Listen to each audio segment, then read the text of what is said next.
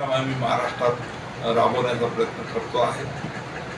त्यासोबतच आता पाणलोट यात्रा म्हणून आमची यात्रा जानेवारीमध्ये सुरू होणार आहे। ही यात्रा 80 ते 90 दिवस राज्यामध्ये फिरणार आहे। जवळपास 1600 पाणलोट क्षेत्राची गावं आमची आहेत। या 1600 गावं पूर्ण महाराष्ट्रातल्या याला विभाग वाईज आम्ही वाटून दिलेले आहेत। वेगवेगळे रथ आम्ही काढणार आहोत आणि सन्माननीय शिवराज सिंग चौहान साहेबांची तारीख घेऊन राज्याचे मुख्यमंत्री, दोन्ही उपमुख्यमंत्री आणि महाराष्ट्रात कुठेतरी एक मोठा कार्यक्रम घेऊन या सर्व NGO संस्था पाणलोट क्षेत्रामध्ये काम करणाऱ्या लोकांना बोलून तिथून या रथयात्रेला सुरुवात करण्याचा प्रयत्न राहणार आहे। असे 3 रथ आमचे फिरणार आहेत आणि हे रथ कंटिन्यू 4 महिने 80 दिवस 90 दिवस तसं नियोजन आमचं चालू आहे। 2-4 दिवसात त्याचं पूर्ण फायनल प्रोग्राम आम्ही जाहीर करणार आहोत। फाउंडेशन आहे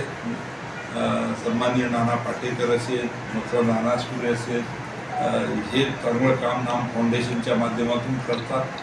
त्यानंतर आमिर खान जी हे पाणी फाउंडेशनच्या माध्यमातून काम करतात आणि त्याच्यासोबत मग अनेक भारतीय जैन संघटना आहेत किंवा अनेक अशा संस्था आहेत, पोपटराव पवार आहेत किंवा असे अनेक नावं आहेत की जे महाराष्ट्रामध्ये जलसंधारण आणि म्हणजे माती आणि पाणी या संदर्भात काम सातत्यानं अनेक वर्षापासून करतात। या सर्वांशी बोलणं झाल्यानंतर अनेक गोष्टी करण्याचं ठरवलेलं आहे।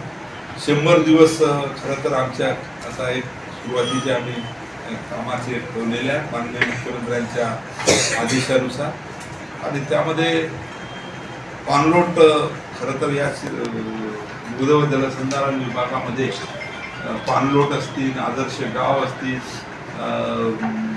जलसंधारणाची अनेक कामं आहेत, छोटे स्ट्रक्चर आहेत। या सर्व दृष्टीनं भरपूर वाव आहे काम करायला आणि दुष्काळमुक्त महाराष्ट्र करण्यासाठी आणि ज्या महाराष्ट्रातल्या गावामध्ये टँकर अनेक वर्षापासून आहेत ते टँकर मुक्त महाराष्ट्र करण्यासाठी खरं तर राज्याचे आताचे मुख्यमंत्री देवेंद्रजी फडणवीस साहेब हे जेव्हा पहिल्यांदा मुख्यमंत्री झाले होते तेव्हा त्यांनी जलयुक्त शिवार हा कार्यक्रम आणला होता आणि या कार्यक्रमाच्या माध्यमातून एक मोठं महाराष्ट्रामध्ये काम उभं केलं।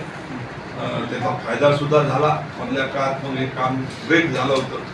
आघाडी सरकार आल्यामुळे जलयुक्त शिवारमध्ये आरोप प्रत्यारोप अशा गोष्टी झाल्या।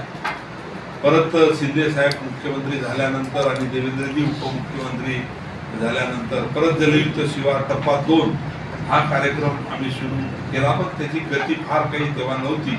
परंतु आता परत देवेंद्रजी या ठिकाणी मुख्यमंत्री झाल्यानंतर त्यांनी मला स्पेसिफिक बोलवून घेतलेलं आहे की त्यांचं खरं तर स्वप्न आहे की महाराष्ट्र टँकर मुक्त झाला पाहिजे, दुष्काळमुक्त झालं पाहिजे आणि मोठ्या प्रमाणात केंद्र आणि राज्य सरकारचं समन्वय साधून या ठिकाणी काम आम्हाला करायचं आहे। आणि केंद्रामध्ये सुद्धा नरेंद्र मोदी साहेब असतील, शहाजी असतील, इतर नेते आहेत आमचे, परंतु या खात्याला खरं तर शिवराज सिंग चौहान साहेब हे खातं केंद्रात त्यांच्याकडे आहे आणि म्हणून त्यांचं सुद्धा नर्मदा नदीचं